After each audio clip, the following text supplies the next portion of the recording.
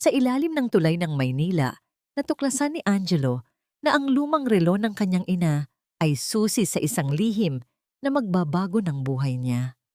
Habang sinusubukan ng sariling tiyahin na agawin ang lahat, napilitan siyang lumaban para sa pangalan at dignidad niya. Paano kung ang batang itinuring na wala ay siya palang tunay na tagapagmana? Ang malamig na simoy ng hangin ng gabi sa Maynila ay tila mga karayom na tumutusok sa manipis na karton na nagsisilbing pader at bubong ni na Angelo. Mula sa ilalim ng tulay ng Quezon, tanaw niya ang ilaw ng mga sasakyan na dumaraan. Bawat isa'y may sariling mundong tinatahak, malayo sa kanilang munting espasyo na amoy alikabok at kahirapan. Isang mahinang pag-ubo ang pumunit sa katahimikan. Napalingon si Angelo sa kanyang 6 na taong gulang na kapatid na si Sofia na natutulog ng nakabaluktot sa kanyang tabi. Hinigpitan niya ang pagkakabalot ng kupas na kumot sa munting katawan nito. Sa tabi naman nila ay si Miguel, ang kanyang 10 taong gulang na kapatid, na mahimbing ang tulog, marahil ay pagod sa maghapong paglalako ng sampagwita. Kuya, unggol ni Sofia sa pagitan ng pag-ubo. Shh! Matulog ka na, bunso, bulong ni Angelo habang marahang hinahaplos ang buhok ng kapatid. Nandito lang si kuya. Gutom na ako, kuya, sabi ng bata sa mahinang tinig, ang mga matay nakapikit pa rin. Gusto ko ng manok, yung masarap. Tumingala si Angelo sa madilim na arko ng tulay. Kumirot ang kanyang puso. Ang huling kinain nila ay ang kapirasong tinapay na bigay ng isang ale kaninang tanghali. Alam niyang gutom na rin si Miguel, ngunit hindi ito nagsasalita. Ayaw nitong maging pabigat sa kanya. Pero si Sofia, bunso at sakitin, hindi niya kayang tiisin. Dahan-dahan siyang tumayo. Siniguradong hindi magigising ang mga kapatid. Kinapa niya ang kanyang bulsa. 3 gusot na 20 pisong papel. 60 piso. Hindi sapat para sa isang disenteng pagkain, pero kailangang pagkasyahin.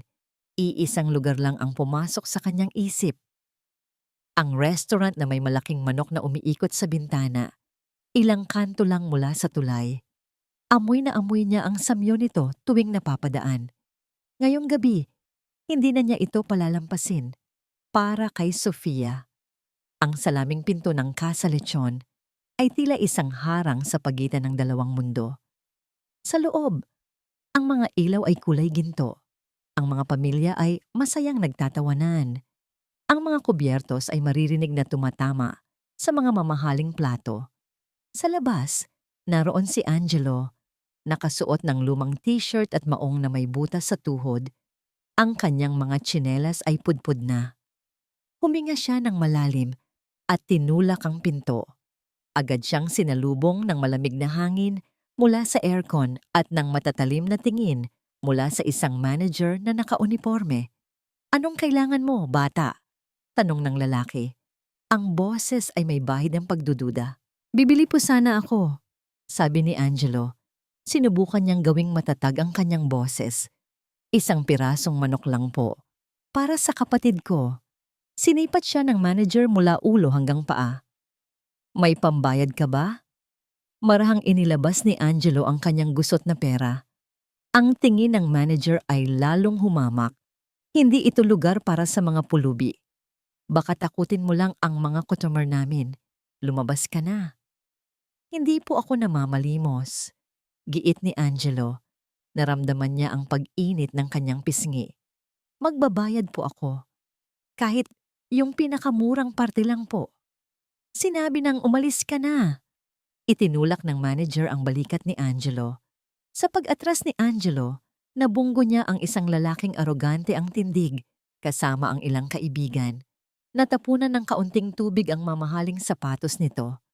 Ano ba? Tingnan mo ang dinadaanan mo. Sigaw ng lalaki. Nag-angat ng tingin si Angelo at nakilala ang mukha nito. Ito, si Ricardo de Villa, isang binatang madalas niyang makita sa mga society magazine na pinagpipiestahan sa mga newsstand, isang mayamang walang pakialam sa mundo.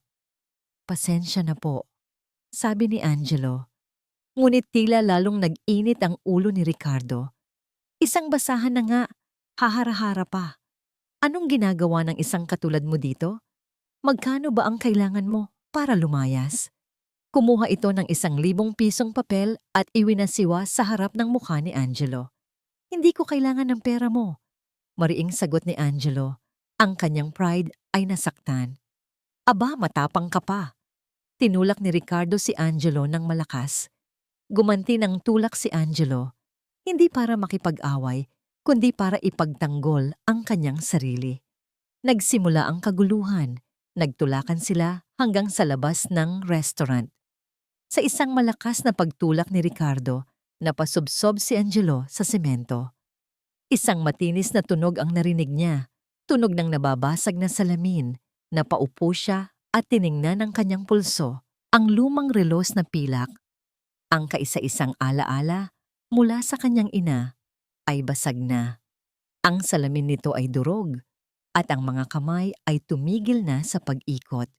Tila kasabay nitong tumigil ang pagtibok ng kanyang puso. Hoy, ano yan? Relos ba yan o takip ng bote? Pangaasar pa ni Ricardo. Hindi siya pinansin ni Angelo. Dahan-dahan niyang pinulot ang sirang relos. Nanginginig ang kanyang mga kamay. Ito na lang ang natitira sa kanya mula sa kanyang ina. Ito ang nagpapaalala sa kanya ng mga ngiti at yakap na matagal nang nawala. Habang tinitingnan niya ang pinsala, may napansin siyang kakaiba. Mula sa likod ng nabasag na takip, may isang maliit na bagay na kumikinang. Isang bagay na metaliko na hindi dapat naroroon. Maingat niyang inalis ang mga bubog. Sa ilalim ng mekanismo ng relos, nakatago sa isang maliit na espasyo ay isang munting susi. Hindi ito ordinaryong susi. Ito'y luma, gawa sa tanso, at may kakaibang simbolo na nakaukit sa dulo.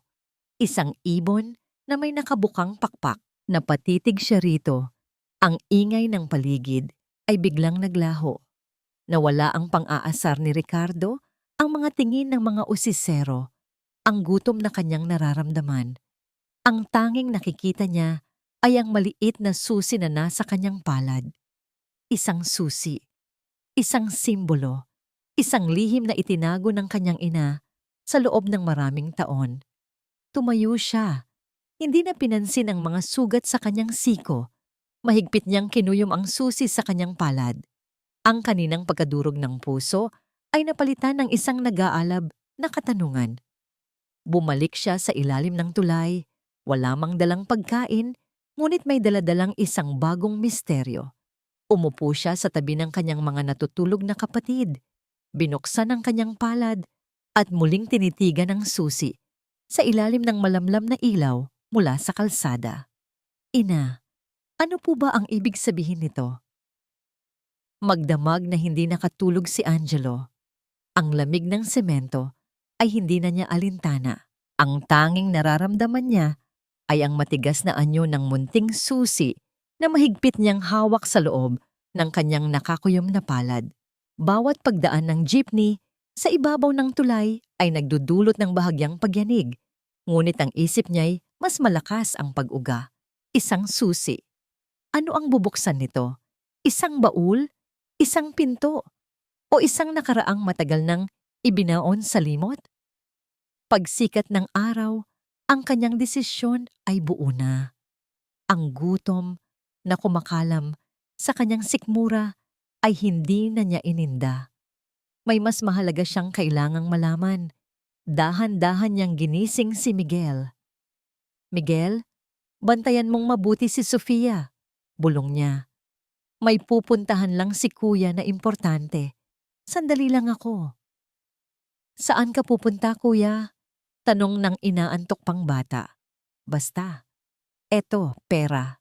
Sabi ni Angelo. Iniaabot ang natitira nilang 60 piso. Bumili kayo ng pandesal at kape kay Aling Nita. Sabihin mo, babayaran ko siya sa susunod na araw para sa almusal ninyo. Nag-aalala man ay tumango si Miguel. Alam niyang kapag ganito kaseryoso ang kanyang kuya, may mabigat itong dahilan. Matapos ihatid ang mga kapatid sa munting pwesto ni Aling Nita, Isang matandang nagtitinda rin sa ilalim ng tulay at malapit sa kanilang pamilya. Nagsimula na si Angelo sa kanyang paglalakbay. Ang tanging gabay niya ay isang pangalan at isang lugar na minsan niyang narinig mula sa kanyang ina noong ito'y nabubuhay pa sa isang gabing nilalagnat ito at nagsasalita ng walang malay. Attorney David Jimenez, Makati. Ang pagsakay sa jeep mula Quiapo patungong Makati ay parang paglalakbay sa ibang bansa. Ang mausok at magulong kalsada ay unti-unting napalitan ng malilinis na daan na may hanay ng mga nagtataasang gusali na gawa sa salamin at bakal. Pakiramdam ni Angelo ay lumiliit siya sa bawat metro na tinatahak ng sasakyan. Ang mga tao rito ay iba manamit, iba magsalita, iba ang amoy. Amoy ng kapangyarihan at pera. Nang mahanap niya ang gusali, kinailangan niyang tumingala ng husto para makita ang tuktok nito. Jimenez Law Firm ang nakaukit sa gintong plaka sa tabi ng malaking pinto. Huminga siya ng malalim, kinuyom ang susi sa kanyang bulsa at pumasok. Agad siyang hinarang ng isang security guard na mas malaki pa sa kanya. "Excuse me, saan ang punta mo?" Tanong ng guard, ang mga matay sinusuri ang kanyang damit mula ulo hanggang paa. "Kay Attorney David Jimenez po," sagot ni Angelo, sinisikap na huwag mautal. "May importante po akong sasabihin." "May appointment ka ba?" "Wala po, pero..." "Hindi ka pwedeng pumasok kung walang appointment. Bawal ang delivery dito," sabi ng guard.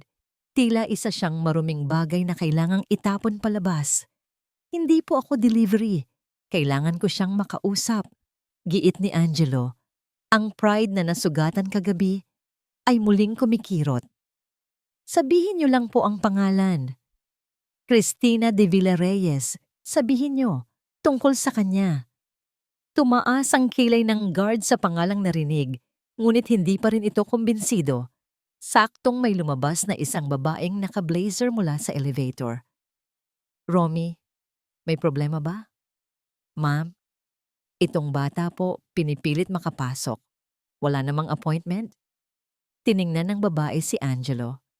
"Iho, anong kailangan mo kay Attorney Jimenez?" "Tungkol po kay Cristina de Villarreyes," ulit ni Angelo. "At tungkol dito." Dahan-dahan niyang inilabas mula sa bulsa ang munting susi at ipinakita ito. Nagbago ang ekspresyon ng babae. Tinitigan niya ang susi. Pagkatapos ay ang determinadong mukha ni Angelo. "Sumunod ka sa akin," sabi niya sa wakas. Ang opisina ni Attorney David Jimenez ay malawak at tahimik. Amoy ng mamahaling libro at kahoy ang nanaig. Nakaupo sa likod ng isang malaking mesa na gawa sa mahogany, ang isang lalaking nasa edad 50, may suot na salamin at seryoso ang mukha. Ito si Attorney Jimenez.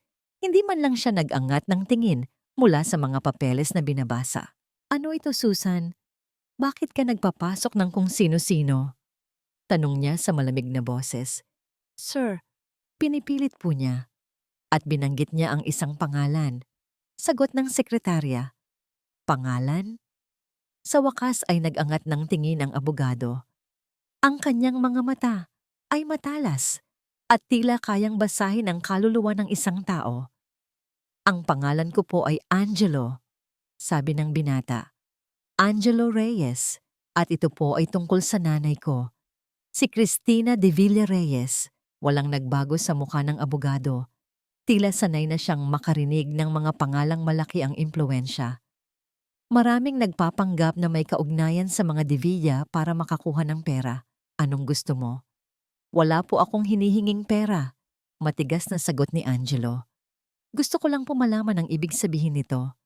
Inilapag niya ang maliit na susi sa ibabaw ng makintab na mesa. Ang tunog ng pagtama ng metal sa kahoy ay tila umalingaw-ngaw sa buong silid. Tiningnan ni Attorney Jimenez ang susi. Sa simula, isang mabilis na sulyap lang. Ngunit pagkatapos, tila may napansin siya. Dahan-dahan niyang inalis ang kanyang salamin. Kinuha ang susi at inilapit ito sa kanyang mga mata. Ang kanyang professional na maskara ay unti-unting gumuho. Nakita niya ang simbolo, ang ibon na may nakabukang pakpak, ang selyo ng mga Devilla. Nanginginig ang kamay ng abogado nang hawakan niya ang intercom. "Susan, cancel all my appointments for the next hour and bring us some water." Humarap siyang muli kay Angelo. Ang kanyang mga mata ay hindi na malamig, kundi puno ng gulat at kalungkutan. "Saan mo ito nakuha, iho?" "Nakatago po sa loob ng lumang relos na bigay sa akin ng nanay ko. Kagabi lang po nasira at doon ko ito nakita." "Ang iyong ina, si Christina, nasaan na siya?" "Matagal na po siyang pumanaw," sagot ni Angelo. Isang pamilyar na kirot ang bumalik sa kanyang dibdib. Napabuntong hininga ang abogado at sumandal sa kanyang upuan. Tumingin siya kay Angelo na para bang nakikita niya ang isang multo mula sa nakaraan. "Kamukhang kamukha mo siya. Ang mga mata mo, iyan ang mga mata ni Christina." Ilang sandali silang binalot ng katahimikan. "Sino po ba talaga ang nanay ko?" tanong ni Angelo sa wakas. "At sino po kayo sa buhay niya?" "Ako ang abogado ng pamilya ninyo," sagot ni Attorney Jimenez. "At ang iyong ina, si Christina, ay ang kaisa-isang anak ng isa sa pinakamayamang tao sa Pilipinas, si Don Gregorio de Villa." Parang bombang sumabog ang mga salitang yon sa pandinig ni Angelo. Isang bilyonaryo? Ang kanyang lolo? Imposible. Lumaki siya sa ilalim ng tulay. Paanong ang iyong ina ay umibig sa isang simpleng tao, ang iyong ama? Pagpapatuloy ng abogado, ang boses niya ay puno ng alaala. Isang pag-ibig na hindi katanggap-tanggap para sa kanyang ama. Tumakas si Christina, pinili niya ang pag-ibig kaysa kayamanan. Sinubukan siyang hanapin ni Don Gregorio, pero nagtago ang iyong mga magulang. At pagkatapos ng maraming taon, ang tanging balitang natanggap niya ay ang pagpanaw ng kanyang nag-iisang anak. Hanggang ngayon, dinadala niya ang sakit at pagsisisi na yon. Hindi makapagsalita si Angelo. Ang buong buhay niya, ang lahat ng paghihirap, ang gutom, ang lamig, lahat ay isang malaking kasinungalingan. May pamilya siya, isang mayamang pamilya. Ang lolo mo, hindi niya alam na nagkaroon ng anak si Christina. Hindi niya alam na mayroon siyang mga apo. Sabi ni Attorney Jimenez, kinuha ng abogado ang isang business card mula sa isang lalagyan at maingat na inilapag ito sa harap ni Angelo. "Handa ka na bang harapin ang iyong tunay na pamilya, Angelo? Dahil matagal ka na niyang hinihintay." Ang silid-aklata ng mansyon ng mga De Villa ay isang santuwaryo ng katahimikan at kayamanan. Libu-libong libro na nakahanay sa mga estanteng gawa sa dark mahogany ang nagsisilbing saksi sa mga dekada ng kapangyarihan ng pamilya. Ngunit para kay Don Gregorio de Villa, ang malawak na silid na ito ay isang kulungan ng kanyang mga alaala at walang katapusang pagsisisi. Nakaupo siya sa kanyang paboritong silyang leather, nakatingin sa nag-iisang litrato na nasa ibabaw ng kanyang mesa. Ang larawan ng isang dalagang may mga matang nagniningning at ngiting tila kayang painitin ang pinakamalamig na umaga. Si Christina, ang kanyang nag-iisang anak, ang kanyang nawala. Hinaplos ni Don Gregorio ang malamig na salamin ng picture frame, sinusundan ng kanyang daliri ang mga ngiti ni Christina na matagal nang nawala sa kanyang buhay. Kasalanan niya. Kung hindi lang sana sa kanyang pagmamatigas, sa kanyang pride, sa kanyang pagtutol sa lalaking minahal nito, marahil ay kasama pa niya ito ngayon. Marahil ay naririnig pa niya ang tawa nito sa mga pasilyo ng mansyon. "Patawarin mo ako, anak," bulong niya sa hangin. Isang dasal na paulit-ulit niyang sinasabi sa loob ng 20 taon. Isang matinis na tunog ng telepono ang bumasag sa katahimikan. Sa simula'y hindi niya ito pinansin. Marahil ay isa lang sa kanyang mga business manager, ngunit ang pagtunog ay mapilit. Mabagal at tila pasan ng buong mundo, inabot niya ang telepono. "De Villa," sabi niya sa pagod na boses. Don Gregorio, si David Jimenez po ito. Napakunot ang noo ng matanda. David, may problema ba sa kumpanya? Wala po, sir. Ito po ay personal. May kinalaman po ito kay Ma'am Christina. Sa pagkarinig ng pangalan ng anak, biglang bumilis ang tibok ng puso ni Don Gregorio. Napaupo siya ng tuwid. Anong tungkol sa kanya? May nalaman ka bang bago? Narinig niya ang pagbuntong hininga ng abogado sa kabilang linya. Sir, mayroon po akong kasama ngayon dito sa opisina. Isang binatilyo. Ang pangalan niya ay Angelo Reyes. Hindi ko siya kilala. Anong kinalaman niya sa anak ko? Sir, dala niya ang isang susi. Ang susi na may selyo ng pamilya De Villa. Ang susi na ipinagawa ninyo para sa relos na ibinigay ninyo kay Christina noong kanyang debut. Parang huminto ang pag-ikot ng mundo para kay Don Gregorio. Ang relos, ang susi. Nasaan ang bata? Nanginginig niyang tanong. Papunta na po kami dyan, sir. Sabi niya, siya raw po ang anak ni Christina. Binitiwan ni Don Gregorio ang telepono. Tumama ito sa mesa na may malakas na kalabog, ngunit hindi niya ito narinig.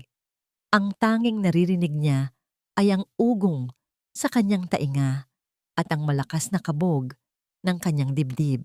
Anak? May anak si Christina? Isang apo?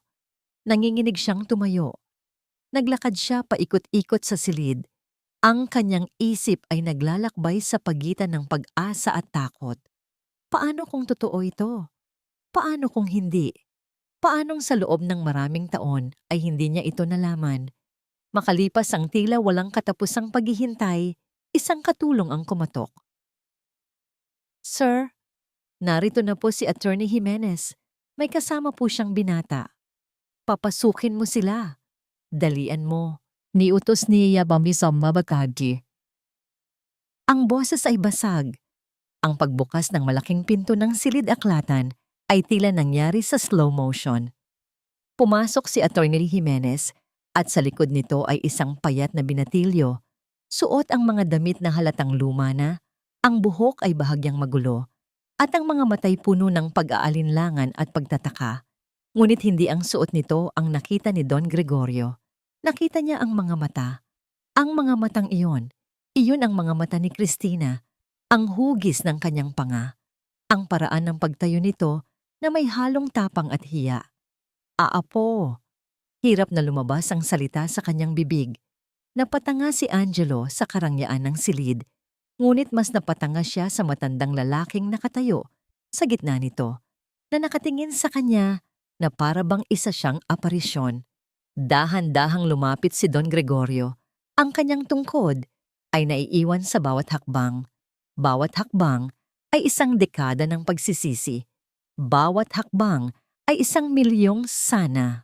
Nang makarating siya sa harap ni Angelo, marahan niyang itinaas ang kanyang nanginginig na kamay at hinawakan ng pisngi ng binata. Ikaw nga, sabi niya. Ang mga luha ay nagsimula nang mamuo sa gilid ng kanyang mga mata. Dugot laman ka ng aking Christina. Hindi na niya napigilan ang sarili.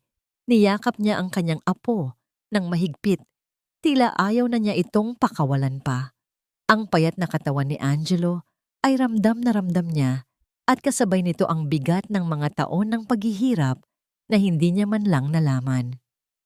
Patawarin mo ako, apo, sabi niya habang umiiyak sa balikat ng binata.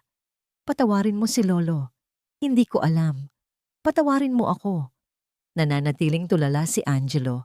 Hindi alam kung paano tutugon sa biglaang pagbuhos ng emosyon mula sa isang estranghero na sinasabing kanyang lolo. Saktong sa gitna ng emosyonal na tagpong yon, bumukas muli ang pinto. Papa, narito na kami. Masayang bati ng isang babaeng nasa edad 40. Si Isabel de Villa ang kapatid ni Don Gregorio.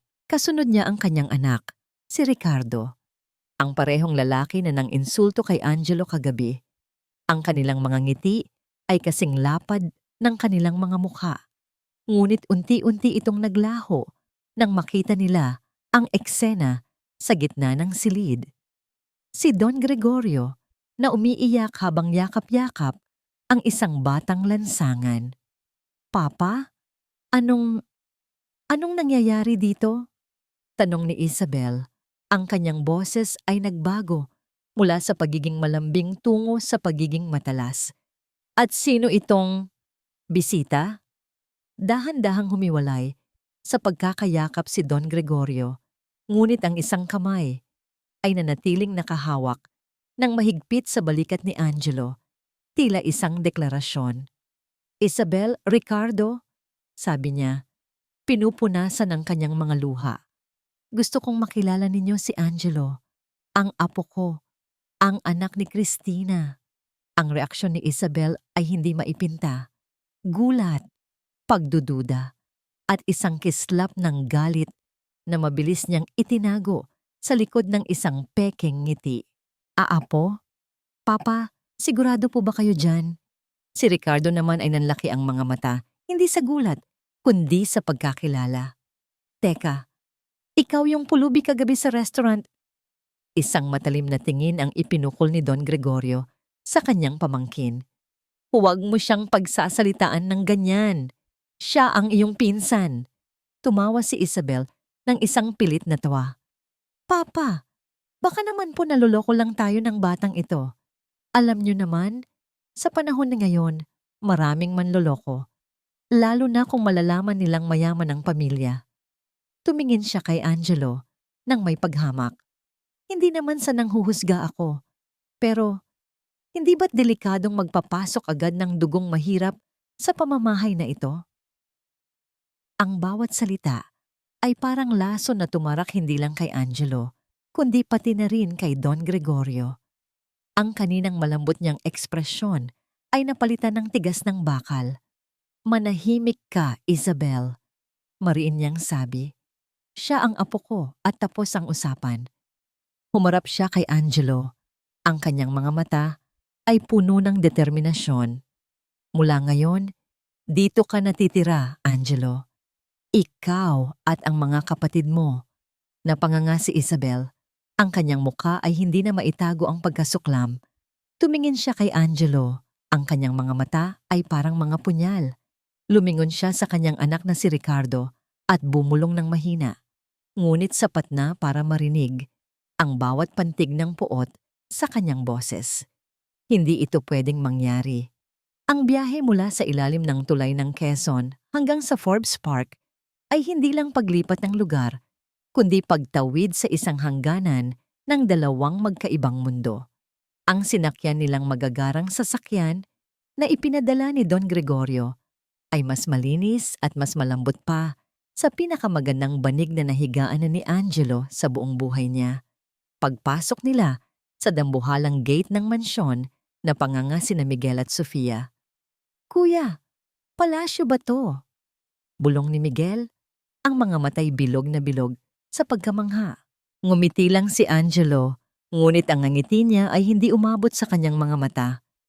Ang ganda ng lugar ay nakakasilaw, ngunit para sa kanya, may dala itong bigat. Ang bawat haligi na gawa sa marmol, ang bawat mamahaling painting na nakasabit sa dingding, ay tila sumisigaw ng isang katotohanang hindi siya kabilang dito. Isang maayos na unipormadong mayordoma ang sumalubong sa kanila. "Maligayang pagdating sa Mansyon de Villa," sabi nito, kahit na ang mga mata nito'y tila sinusuri ang dumi sa kanilang mga tsinelas. Dinala sila sa isang malawak na silid sa ikalawang palapag. "Ito ang magiging silid ninyo, mga bata," sabi ng mayordoma. Ang silid ay mas malaki pa sa buong espasyo na tinitirhan nila sa ilalim ng tulay. May 3 malalambot na kama, bawat isa'y may makapal na kumot at unan na tila ulap sa lambot. Si Sofia, na kanina patahimik, ay hindi na napigilan ng sarili. Tumakbo ito at tumalon sa pinakamalapit na kama. "Ang lambot! Kuya, ang lambot!" Sigaw niya, gumugulong-gulong sa tuwa. Sumunod si Miguel, at sa isang iglap, ang marangyang silid ay napuno ng halakhak ng 2 batang ngayon lang nakatikim ng ganitong klaseng ginhawa. Napangiti si Angelo. Sa pagkakataong ito, totoo na. Ang makita ang purong kagalakan sa mukha ng kanyang mga kapatid, iyon lang ang mahalaga. Para sa kanila, handa niyang tiisin ang lahat. Kahit ang pakiramdam na isa siyang estranghero sa sarili niyang tahanan. Ngunit ang munting paraisong yon ay hindi nagtagal. Ang unang gabi ng hapunan ay ang unang pagsubok sa kanyang katatagan. Ang dining table ay napakahaba. Tila 100 na walang katapusan. Nakaupo si Don Gregorio sa kabisera, si Angelo sa kanyang kanan, at sa tapat nila ay sina Isabel at Ricardo, na ang mga mukha ay tila mga maskarang pinahiran ng pilit na ngiti. Ang mga plato ay kumikinang, at sa tabi ng bawat isa ay may hilera ng mga kubyertos, tinidor, kutsilyo, kutsara, na hindi alam ni Angelo kung alin ang unang gagamitin. Nagsimulang magsilbi ang mga katulong. Inilapag sa harap ni Angelo ang isang bowl ng mainit na sabaw. Kinuha niya ang kutsarang pinakamalapit sa kanya, ngunit napansin niyang iba ang ginamit ng kanyang lolo. Mabilis niyang ibinalik ito, naramdaman ang pag-init ng kanyang mga tainga. Nagkunwari siyang inaayos ang kanyang damit, lihim na sumusuulyap sa mga galaw ni Don Gregorio para gayahin ito. Mukhang naninibago ka sa ating hapagkainan, Angelo. Puna ni Isabel. Ang boses ay matamis, ngunit may nakatagong lason. Huwag kang mag-alala. Ang iyong inaman, nung araw, ay mas sanay sa simpleng pamumuhay. Madalas niyang sabihin kay Papa na mas gusto niya ang kumain gamit ang kamay. Tumama ang mga salita. Simpleng pamumuhay, kumain gamit ang kamay. Mga salitang inosente, pero sa paraan ng pagkakasabi ni Isabel, naging insulto ito. Isang paalala na hindi siya mula sa mundong ito. Isabel, saway ni Don Gregorio, hayaan natin ang bata na masanay. Sinasabi ko lang naman po, Papa, na hindi natin siya dapat pilitin sa mga bagay na hindi niya nakagawian. Sagot ni Isabel. Ang ngiti ay hindi pa rin nawawala.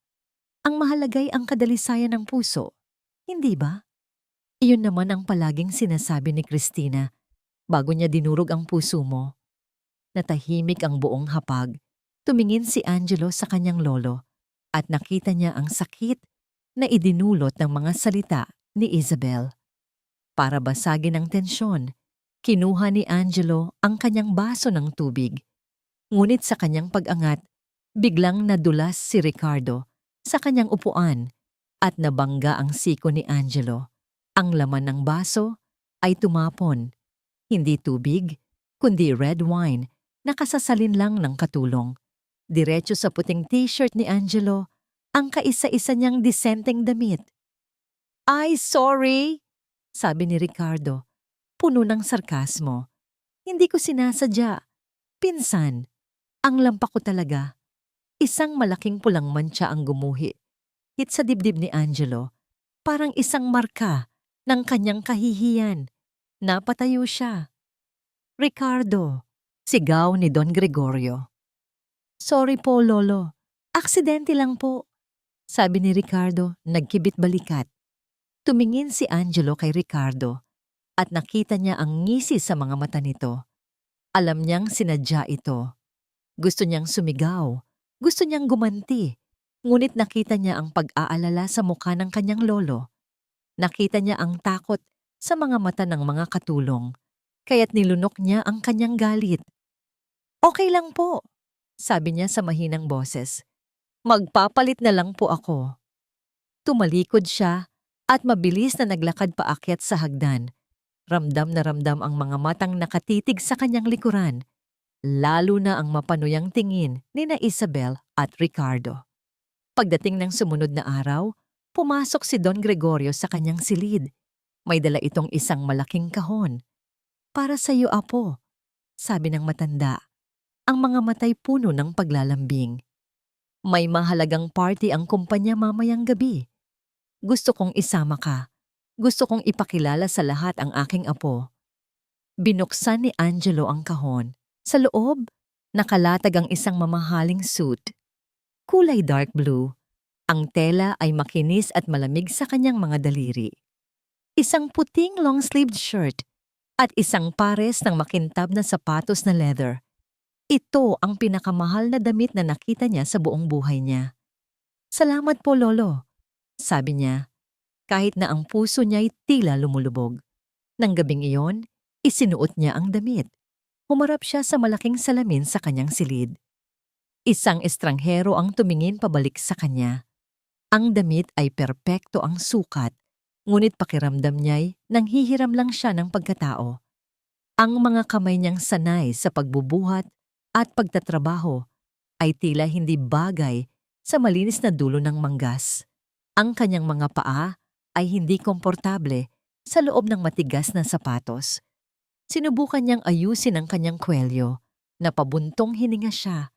Kahit anong gawin niya, hindi niya maitago kung sino talaga siya.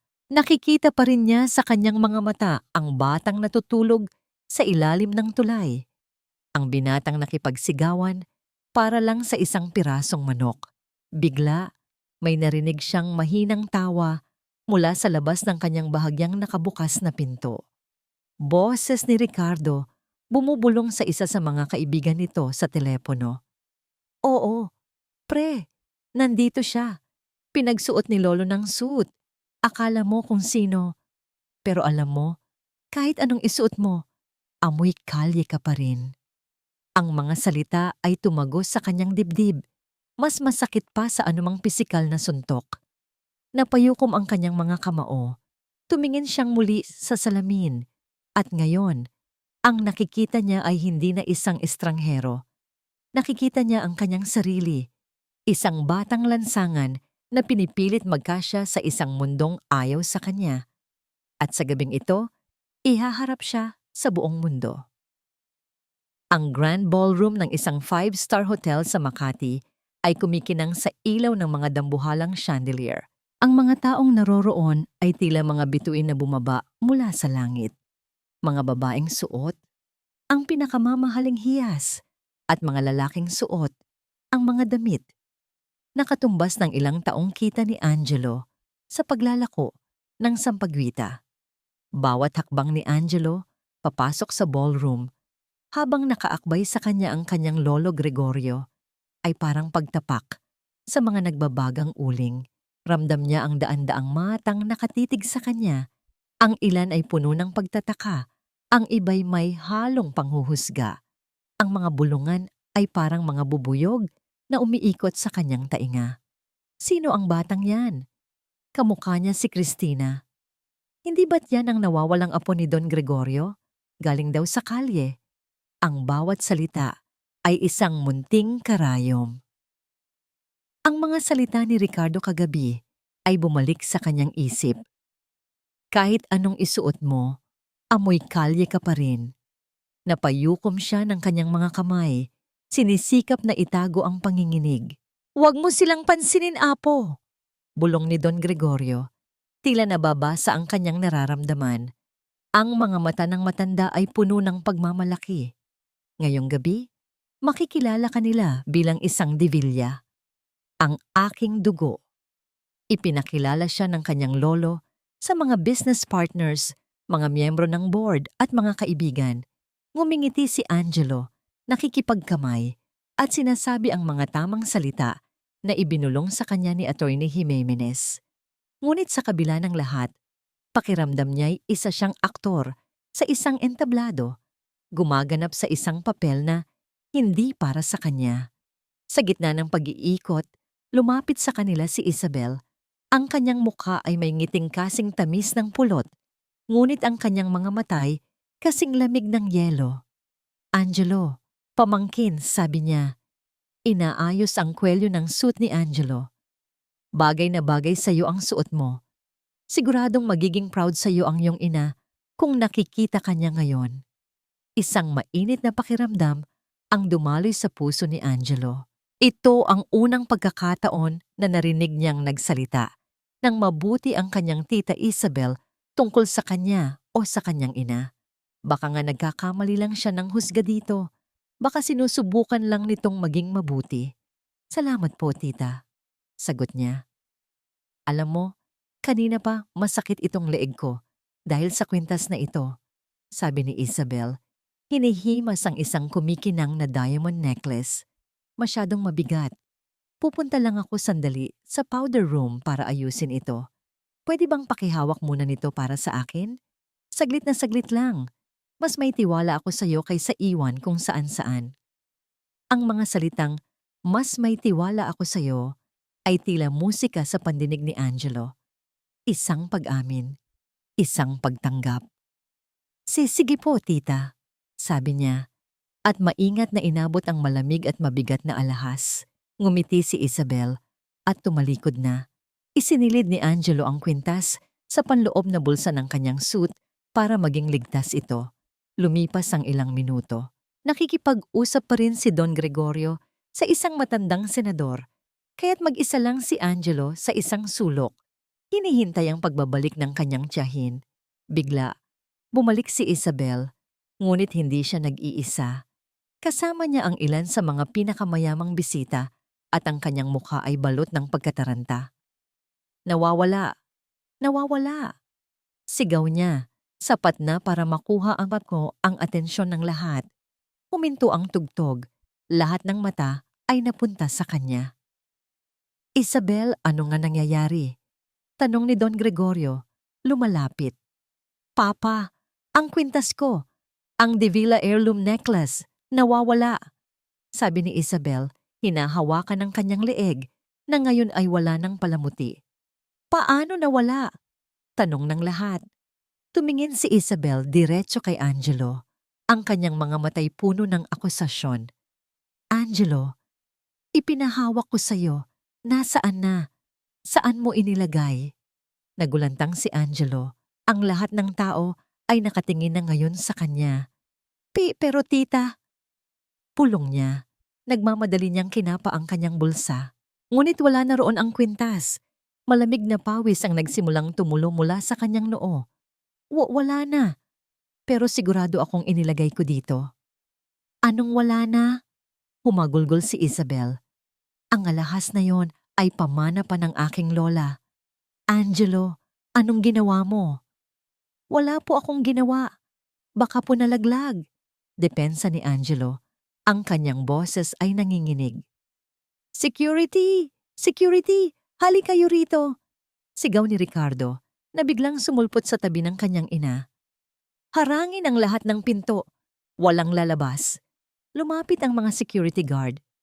Ang party ay naging isang eksena ng krimen at si Angelo ang nag-iisang suspect. Tita, maniwala po kayo sa akin. Pakiusap ni Angelo, ang kanyang mga matay nagluluhana.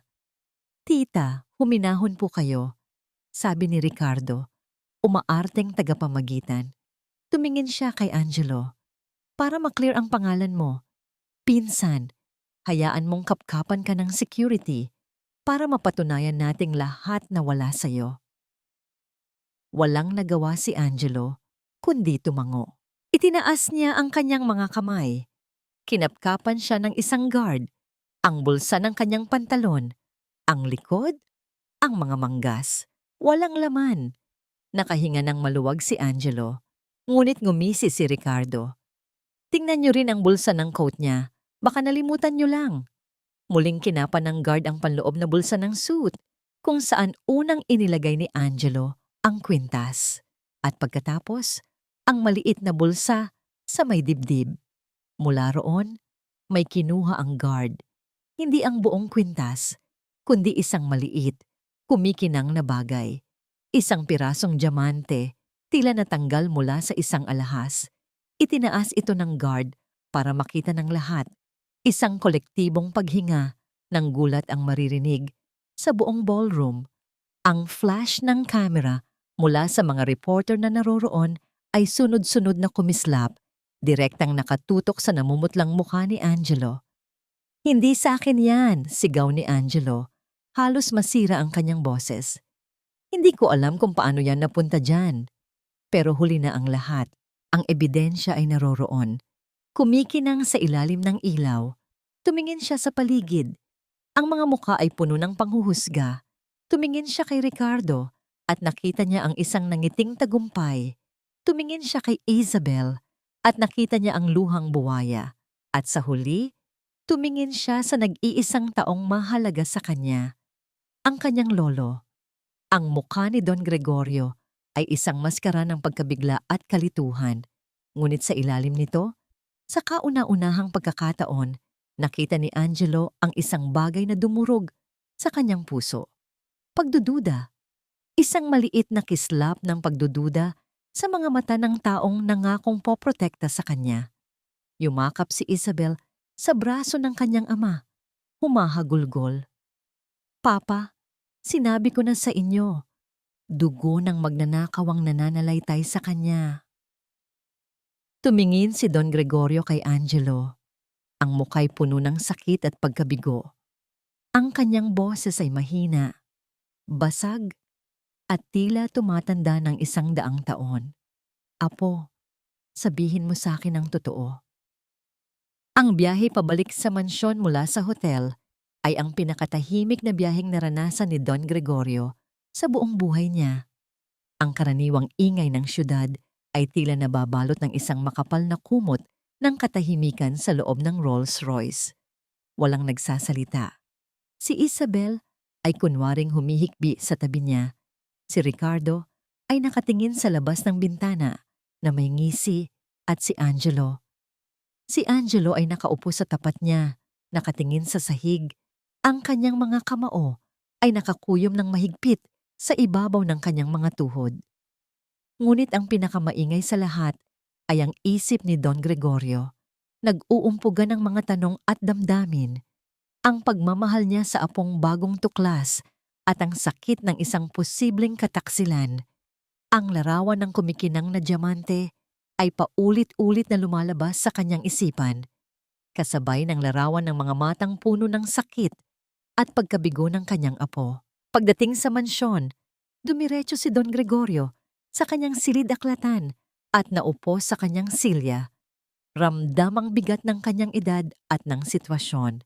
Ang kanyang puso ay nahahati. Nais niyang paniwalaan si Angelo. Nais niyang maniwala na ang batang may mga mata ni Cristina ay imposible. Imposible na gumawa ng ganoong bagay. Ngunit ang ebidensya, ang kahihiyan. Pumasok si Attorney Jimenez sa silid. Ang mukha ay seryoso. Don Gregorio, kailangan po nating mag-usap. Bago pa man siya makasagot, bumukas ang pinto at pumasok si Angelo. Hindi siya umiiyak. Hindi siya mukhang natatalo. Ang kanyang mukha ay kalmado, ngunit ang kanyang mga mata ay nag-aalab sa isang emosyon na hindi pa nakikita ni Don Gregorio sa kanya, isang nasaktang dignidad. Lolo, sabi ni Angelo, ang boses ay matatag. Hindi ko po hihilingin na paniwalaan ninyo ako tungkol sa kwintas. Alam ko po ang nakita ninyo. Napatingin si Don Gregorio.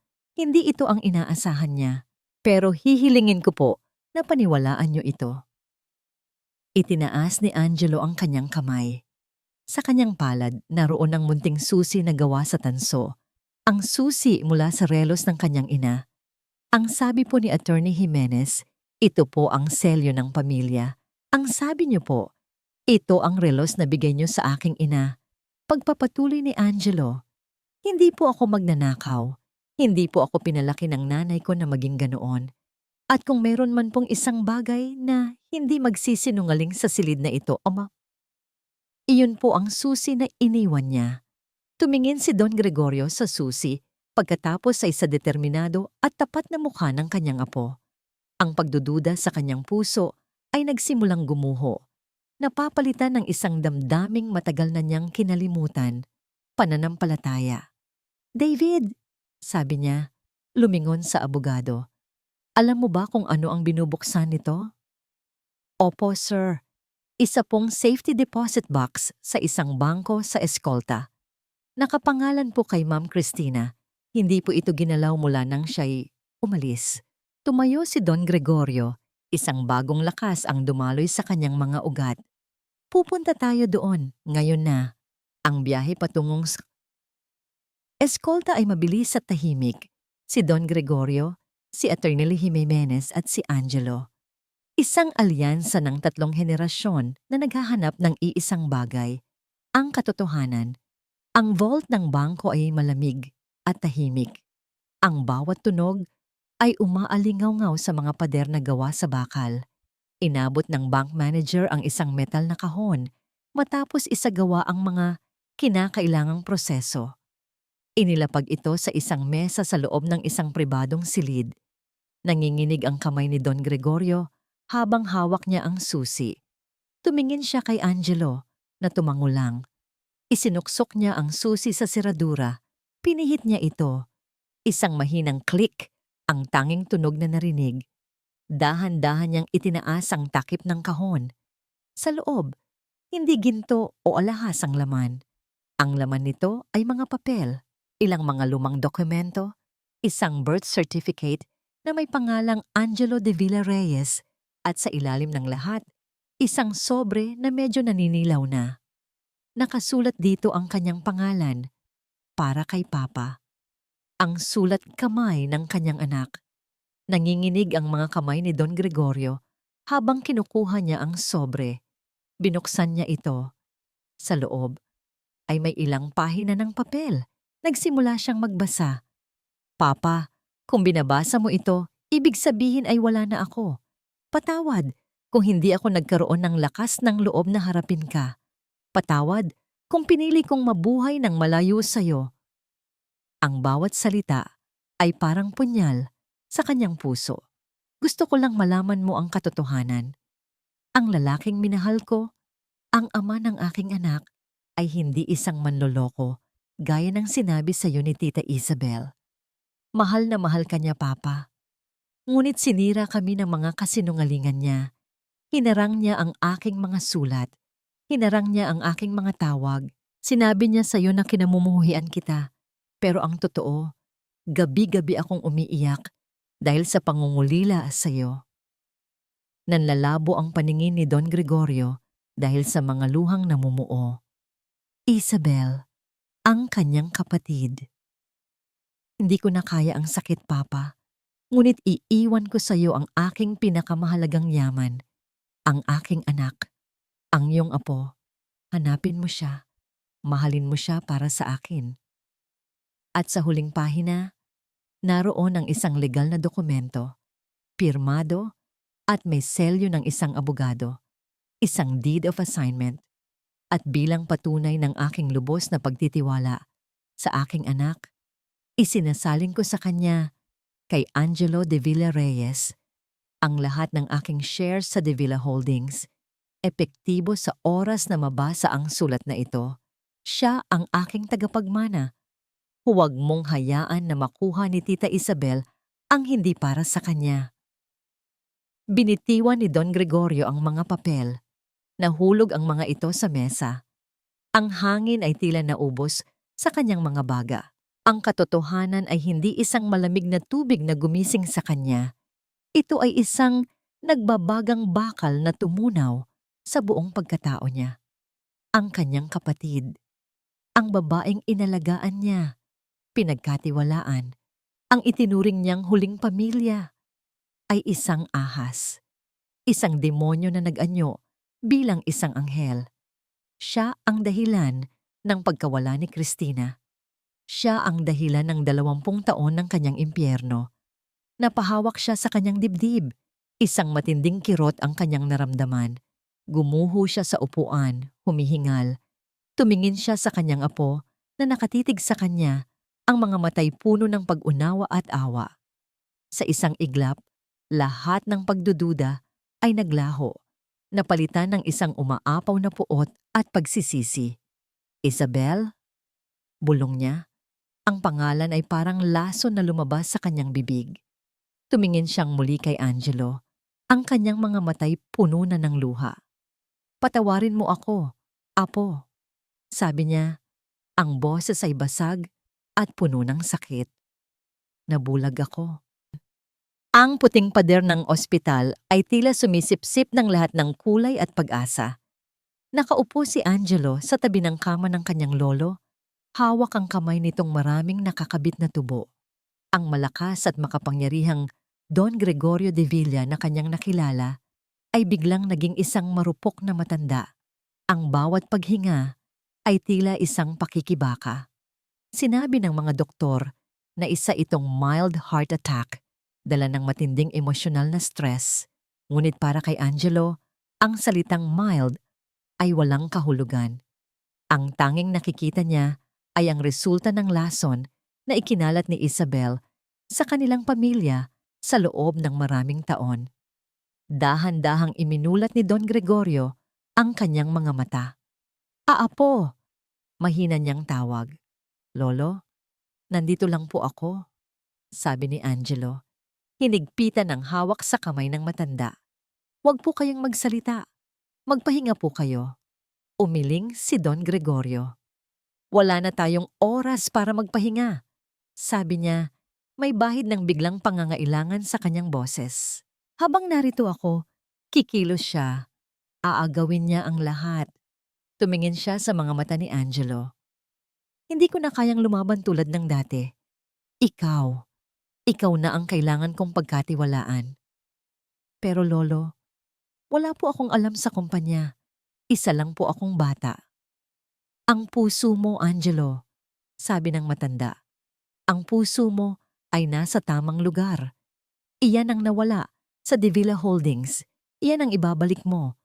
Tinawag niya si Attorney Jimenez na tahimik na nakatayo sa isang sulok. "David, ihanda mo ang lahat. Mula ngayon, si Angelo ang uupo para sa akin sa lahat ng board meetings.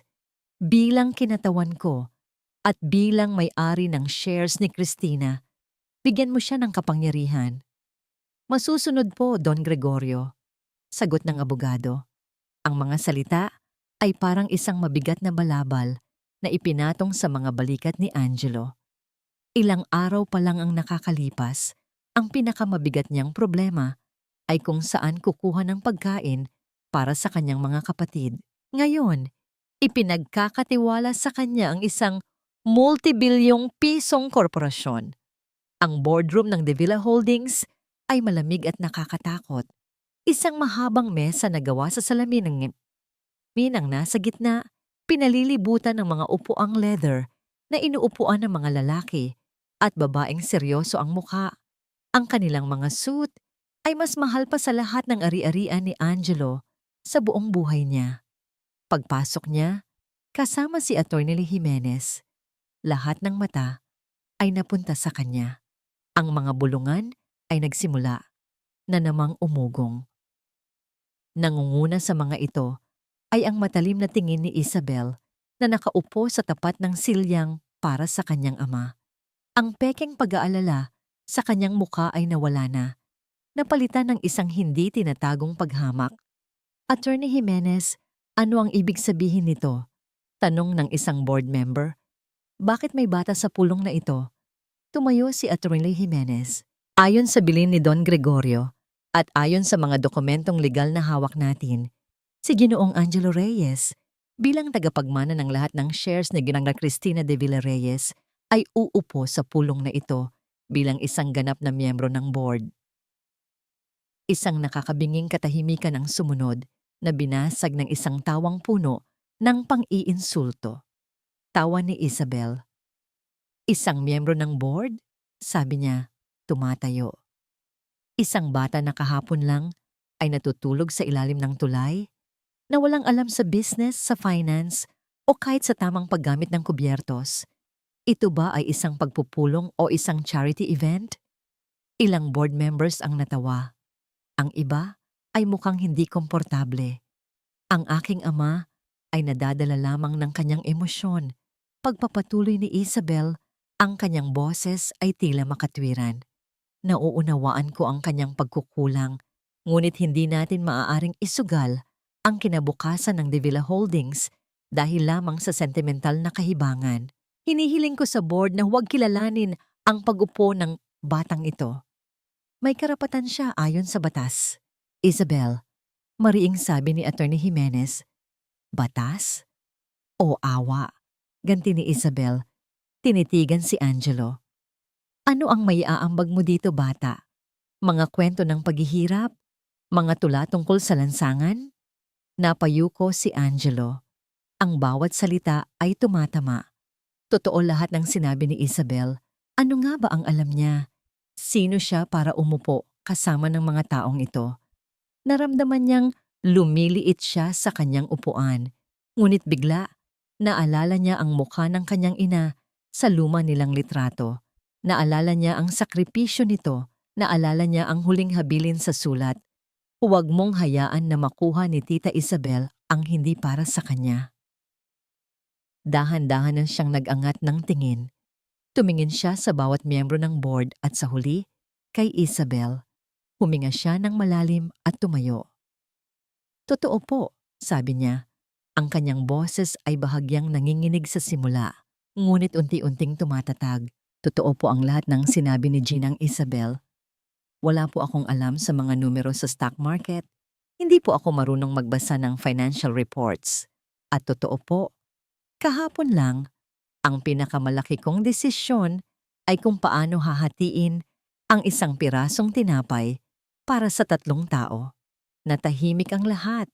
Hindi inaasahan ang kanyang pag-amin. Pero meron po akong alam na baka nakalimutan na ng ilan sa inyo. Pagpapatuloy niya. Alam ko po ang pakiramdam ng magutom. Alam ko ang pakiramdam ng matulog sa lamig.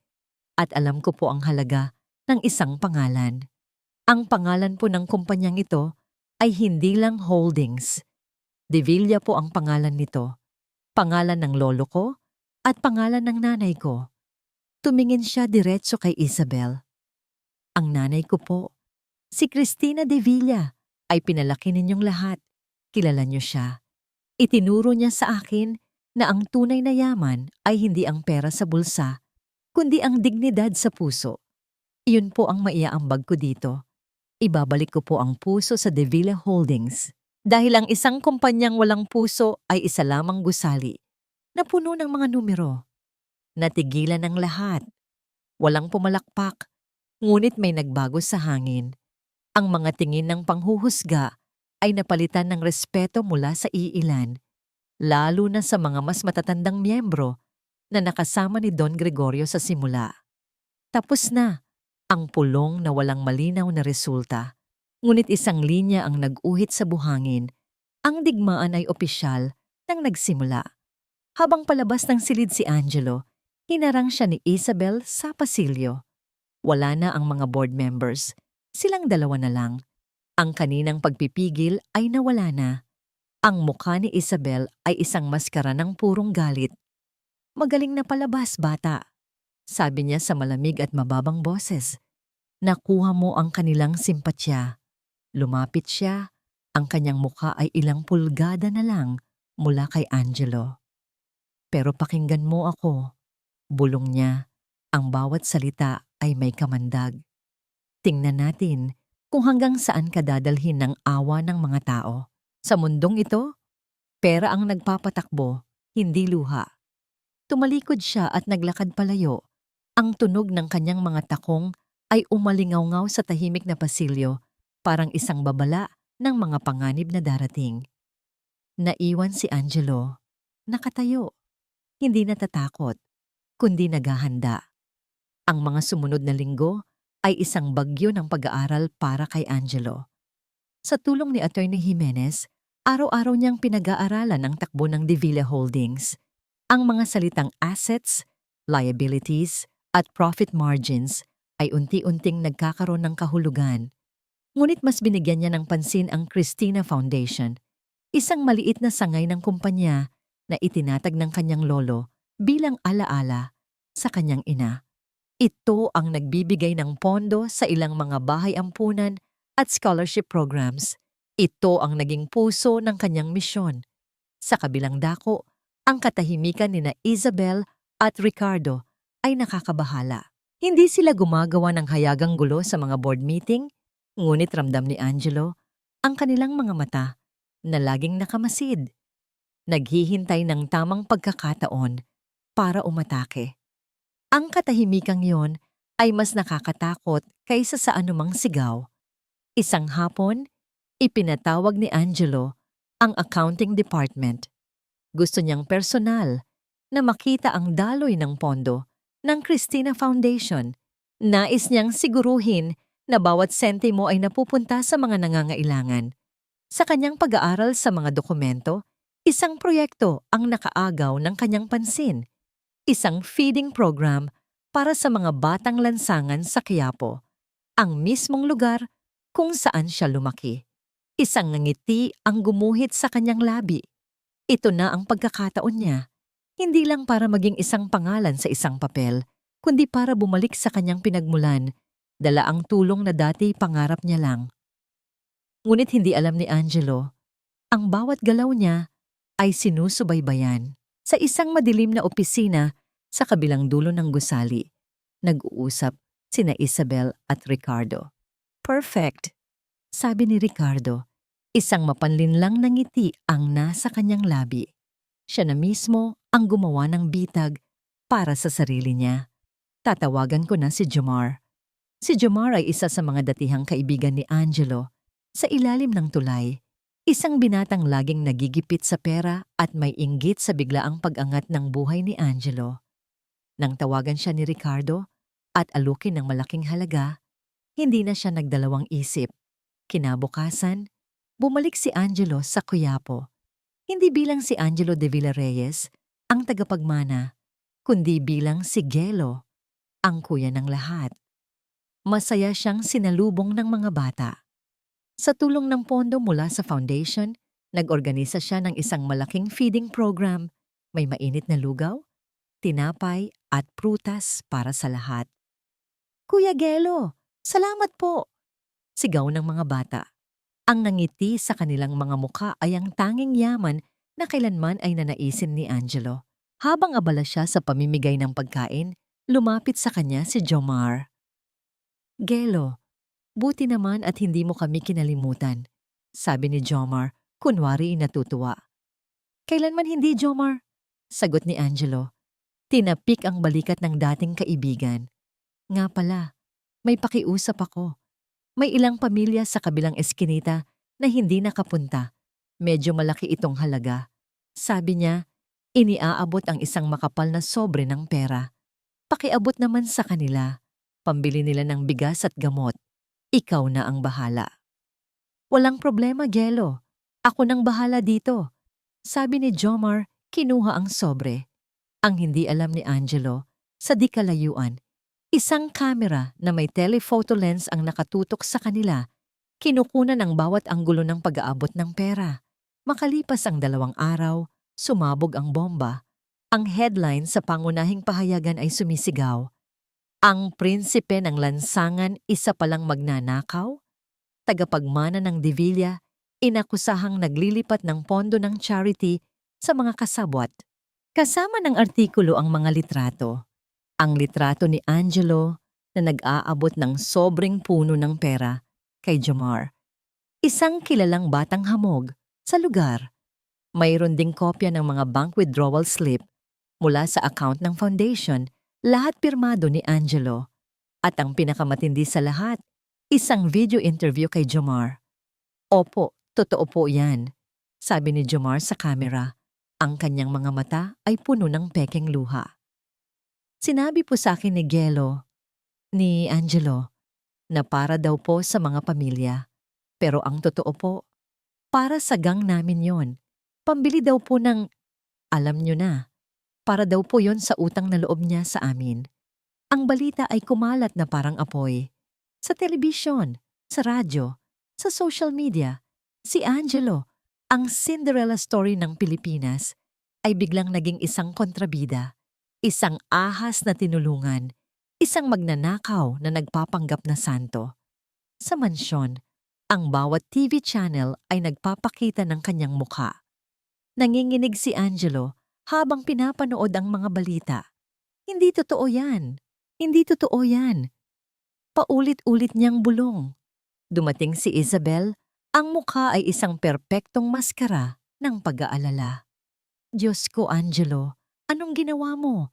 Sinira mo ang pangalan ng pamilya. Hindi ko po ginawa yan. Patibong po yan. Sigaw ni Angelo. Patibong? Angelo, naroon ang litrato mo, ang pirma mo, Ang testimonya ng sarili mong kaibigan. Sino ang maniniwala sa'yo? Ang pinakamasakit ay ang epekto ng balita sa kumpanya. Ang stock market, na sensitibo sa mga iskandalo, ay nag-react kaagad. Ang presyo ng shares ng De Villa Holdings ay bumagsak ng husto. Milyon-milyong piso ang nawawala sa bawat minuto.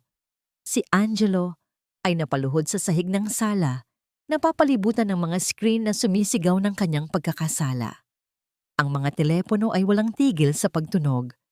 Ang mga reporter ay nagsisimula nang magtipon sa labas ng kanilang gate. Nasa gitna siya ng isang perpektong bagyo na idinisenyo para wasakin siya. Bigla, isang malakas na kalabog ang narinig mula sa silid-aklatan. Tumakbo silang lahat doon. At doon, nakita nila si Don Gregorio. Nakahandusay sa sahig, hawak ang kanyang dibdib. Ang kanyang mga mata ay nakatitig sa screen ng TV kung saan paulit-ulit na ipinapakita ang mukha ni Angelo na may salitang magnanakaw. Nanghihina siyang tumingin kay Angelo, hindi galit, kundi sakit. Isang matinding sakit na dulot ng isa na namang kataksilan. Totoo man o hindi. Lolo, sigaw ni Angelo, gumagapang palapit. Ngunit huli na. Ang mga mata ng matanda ay pumikit na. Ang puting pasilyo ng ospital ay naging pamilyar na lugar na para kay Angelo. Ngunit ngayon, ang kaputian nito ay hindi na nagbibigay ng pag-asa ng kalinisan, kundi ng malamig na pakiramdam ng kamatayan. Sa likod ng saradong pinto ng intensive care unit, ang kanyang lolo ay nakikipaglaban para sa kanyang buhay. Mas malala ang atake ngayon, sabi ng doktor. Isang malaking ugat sa puso ang bumara. Kritikal. Nakaupo si Angelo sa sahig, nakasandal sa pader. Ang kanyang mamahaling suit na suot pa rin niya mula sa opisina ay gusot na at may mga mantsa ng alikabok mula sa sahig ng mansyon, para siyang isang basahan na itinapon sa isang sulok. Ang mga tingin ng mga dumaraang nurse at doktor ay puno ng awa at paghusga. Kilala nila siya. Siya ang nasa balita. Ang apo na naging dahilan ng pagbagsak ng kanyang lolo. Sa tabi niya, tahimik na umiiyak sina Miguel at Sofia, yakap-yakap ni Attorney Jimenez. Sa bagong paaralan na pinapasukan nila, naging sentro sila ng tukso, magnanakaw, sinungaling. Iyon ang mga salitang sumalubong sa kanila, mga salitang mas masakit pa sa anumang pananakit na pisikal. Si Angelo ay manhid na. Wala na siyang maramdamang sakit, wala na siyang mailuha. Ang nararamdaman niya lang ay isang malalim, madilim na butas sa kanyang dibdib. Isang pakiramdam ng pagkakasala na tila isang malaking bato na pumipiga sa kanyang baga, nagpapahirap sa bawat paghinga. Kasalanan ko ito. Ako ang dahilan. Kung hindi ako dumating sa buhay nila, payapa sana ang lahat. Kung nanatili na lang sana ako sa ilalim ng tulay. Ang pagbukas ng pinto ng elevator ang pumutol sa kanyang pag-iisip. Lumabas si Isabel. Suot ang isang itim na damit. Ang kanyang muka ay isang perpektong larawan ng nagdadalamhating kamag-anak. Ngunit ang kanyang mga mata, nang magtama ang kanilang paningin, ay nagliliyab sa tagumpay. Lumapit siya, hindi kay Angelo, kundi kay Attorney Jimenez. David, kailangan ng ayusin ang mga papeles. Sa ganitong kondisyon ni Papa, kailangan ng isang pansamantalang mamamahala sa kumpanya at bilang kanyang kapatid at pinakamalapit na kamag-anak na may sapat na karanasan. Isabel, hindi ito ang oras para dyan, maring sabi ng abogado. Ito ang tamang-tamang oras, David, ganti ni Isabel. Ang kanyang boses ay hindi na nagpapanggap. Tingnan mo ang nangyari. Dahil sa batang iyan, ang kumpanyang pinaghirapan ng aming pamilya sa loob ng 50 taon ay guguho. Kailangan nating kumilos. Humarap siya kay Angelo na nakatingin lang sa sahig. Lumuhod siya para magpantay ang kanilang mga mukha. Ang kanyang boses ay naging isang mapanganib na bulong. Nakikita mo ba ang ginawa mo? Simula niya. Sinira mo ang buhay ng lolo mo. Sinira mo ang pangalan ng pamilya. At ngayon, sinisira mo ang kinabukasan ng mga kapatid mo. Habang narito ka, habang dala mo ang apelyidong De Villa, habang ikaw ang sentro ng iskandalo, hinding-hindi sila magkakaroon ng normal na buhay. Ang bawat salita ay isang patalim. Kung may natitira ka pang kahit katiting na desensya sa iyong katawan, pagpapatuloy niya.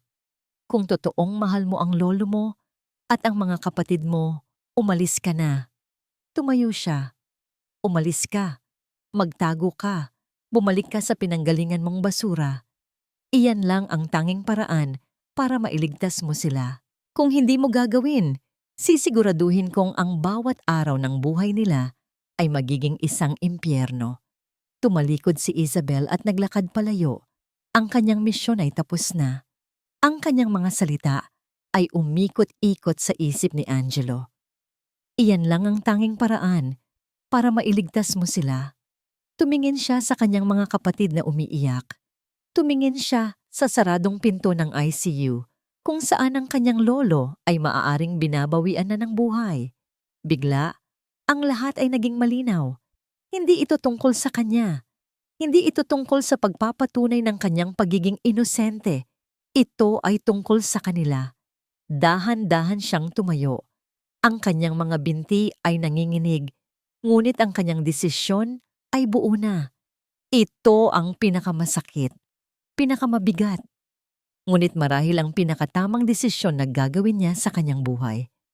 Attorney Jimenez, sabi niya sa basag na boses, pakibantayan po sila. Umalis siya sa ospital, hindi lumilingon. Naglakad siya ng walang patutunguhan. Ang mga ilaw ng syudad ay lumalabo. Dahil sa mga luhang sa wakas ay bumuhos mula sa kanyang mga mata. Gabi na nang makarating siya pabalik sa mansyon. Tahimik, malamig. Ang dating lugar na simbolo ng bagong pag-asa ay ngayon ay isang libingan ng mga pangarap. Pumunta siya sa kanyang silid. Kinuha niya ang isang maliit na bag, ang parehong bag na dala niya noong una siyang dumating. Inilagay niya sa loob ang ilang damit. Tumingin siya sa paligid, sa malambot na kama, sa mga mamahaling gamit. Walang anumang bagay doon ang gusto niyang dalhin. Umupo siya sa mesa at kumuha ng isang pirasong papel. Sumulat siya ng isang maikling liham para sa kanyang lolo, umaasang mababasa pa nito. Lolo, patawad po. Mahal na mahal ko po kayo. Iyon lang ang kaya niyang isulat. Dala ang maliit na bag. Dahan-dahan siyang bumaba ng hagdan. Ang bawat hakbang ay parang pagtapak sa mga bubog. Ang bawat anino sa mansyon ay tila humuhusga sa kanya. Malapit na siya sa pinto. Malapit na siyang lumabas at maglaho na parang isang masamang panaginip. Pagbukas niya ng malaking pinto para umalis, isang figura ang nakatayo sa kanyang harapan, nakaharang sa kanyang daan. Si Attorney David Jimenez. Ang kanyang muka ay seryoso, ngunit ang kanyang mga mata ay puno ng isang bagay na hindi inaasahan ni Angelo. Hindi awa, kundi pagkabigo. Aalis ka? Tanong ng abogado sa mahinang boses. Hindi sumagot si Angelo. Tatakasan mo ang laban?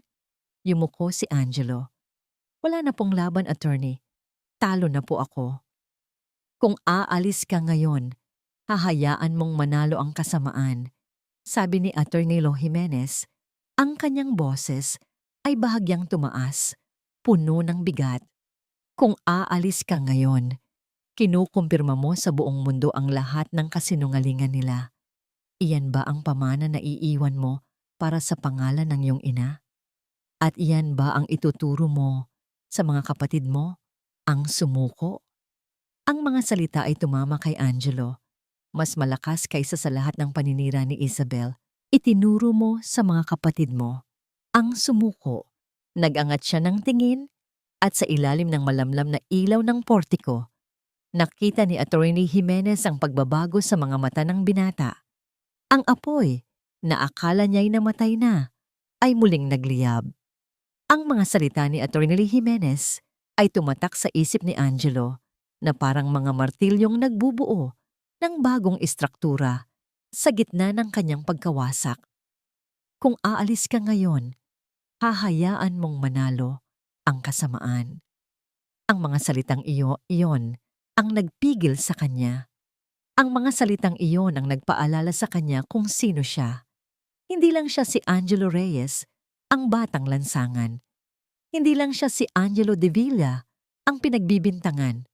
Siya rin ang kuya ni Miguel at Sofia. Siya ang apo ni Don Gregorio. At higit sa lahat, siya ang anak ni Cristina de Villareyes. Hindi siya pinalaki para sumuko. Tumayo si Angelo, ang kanyang mga mata ay nakatingin ng diretso kay Atty. Jimenez. Ang pagkadurog ay napalitan ng isang malamig na determinasyon. Hindi po ako aalis, attorney. Isang maliit na ngiti ang sumilay sa labi ng abogado. Tama yan, iho.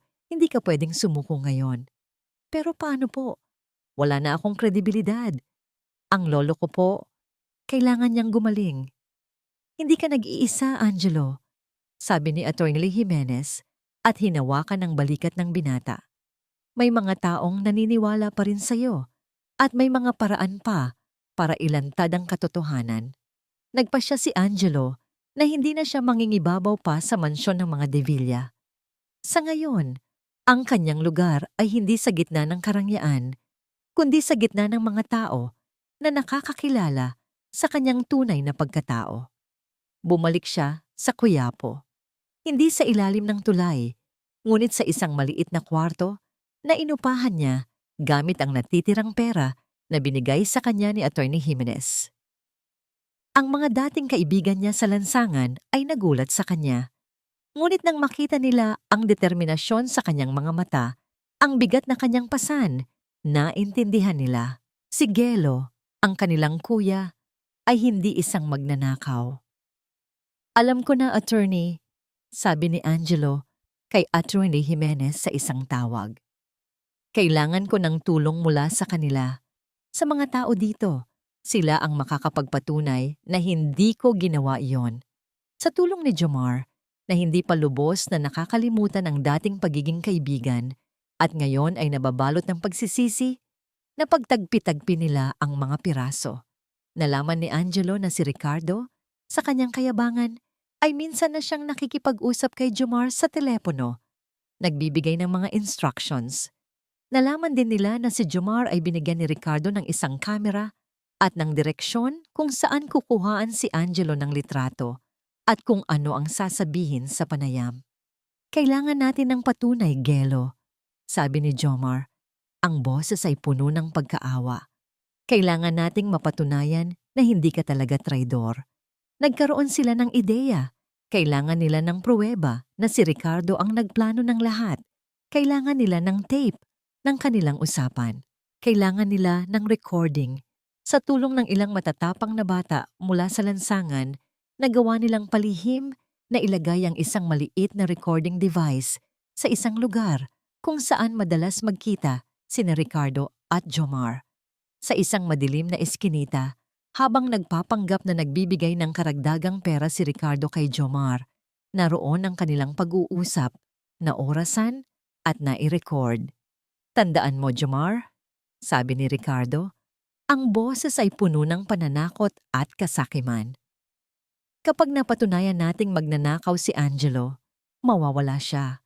Mawawala si Don Gregorio at ang De Villa Holdings, amin na. Pero paano kung malaman niya? Tanong ni Jomar.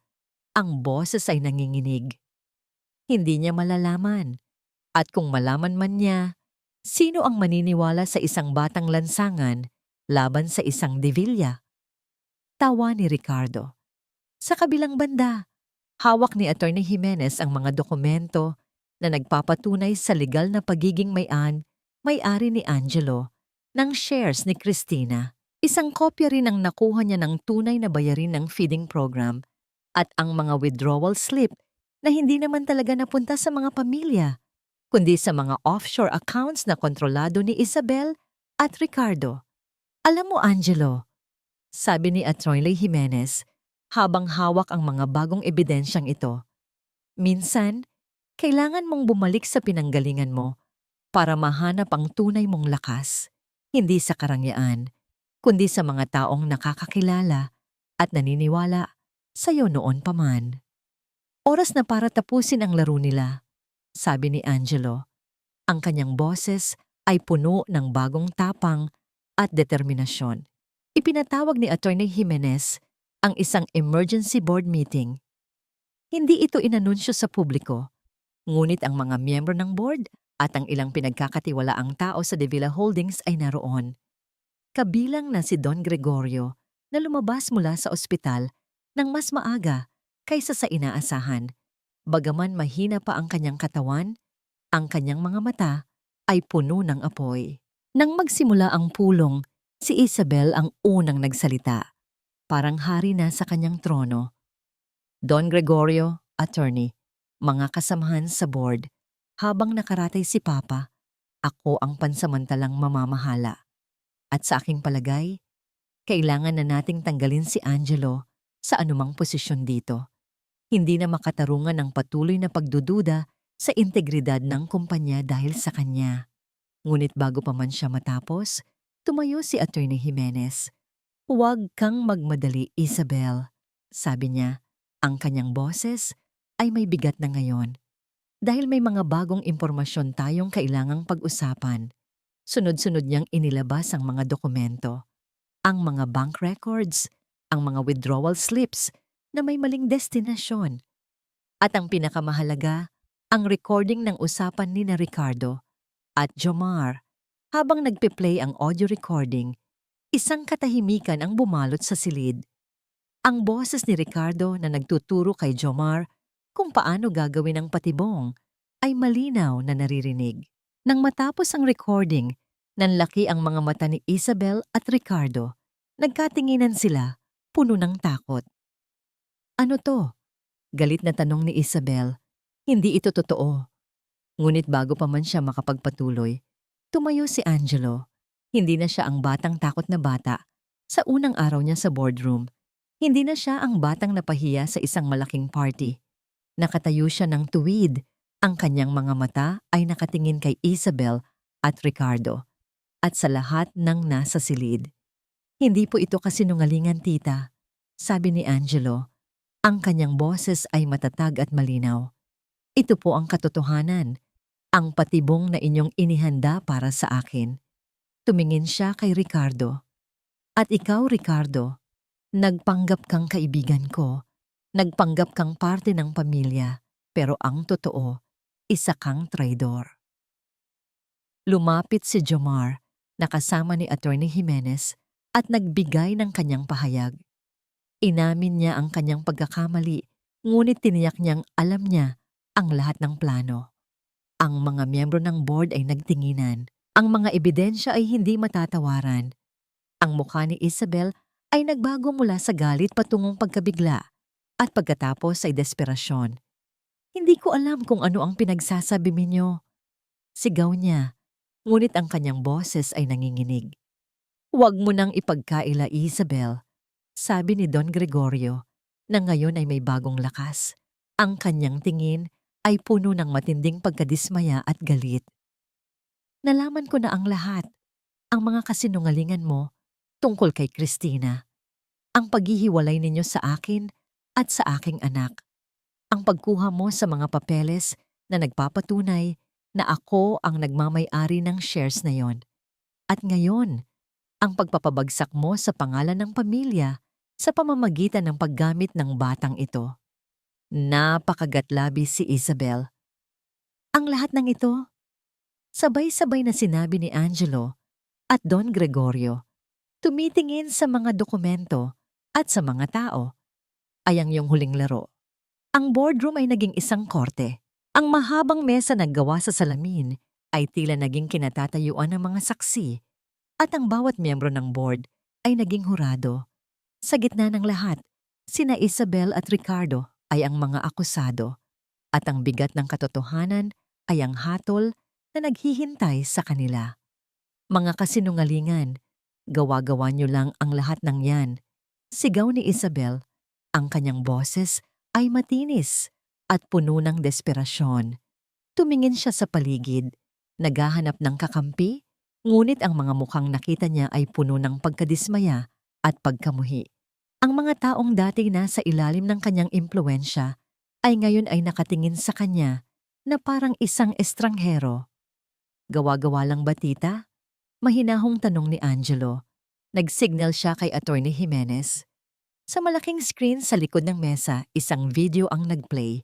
Hindi ito galing sa CCTV ng kumpanya, kundi mula sa isang maliit na kamera na palihim na inilagay ng mga kaibigan ni Angelo sa lansangan. Ang video ay nagpapakita ng isang madilim na parking lot. Naroon si Isabel, nag-aabot ng isang bag na puno ng pera kay Jomar. Ito ang huling bayad, sabi ng boses ni Isabel sa video. Siguraduhin mong hindi ka na magpapakita pa. Maglaho ka na parang bula. Ang video ay ang huling pako sa kabaong. Namilog ang mga mata ni Isabel. Nawalan siya ng kulay. Napatingin siya sa kanyang anak na si Ricardo, na ngayon ay nakayuko.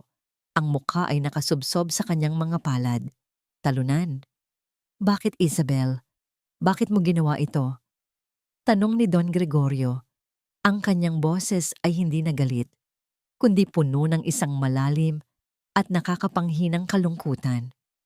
Kapatid kita, ibinigay ko sa iyo ang lahat. Biglang tumawa si Isabel, isang tawang walang saya, isang tawang baliw at puno ng sakit. Lahat? Papa, binigay mo sa akin ang mga tira-tira.